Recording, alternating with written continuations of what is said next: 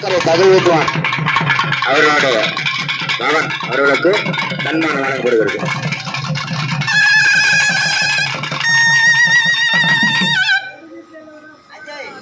முள்ளுக்குறிச்சி நண்பர்களே, 40 வருஷமா எங்க அப்பா வந்து இங்க வாசிச்சாரு.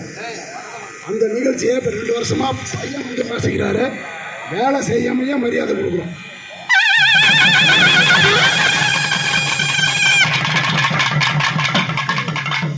வேலை செய்யாம இருக்கிறதுக்கு காரணம் இதுதான் தலைமை.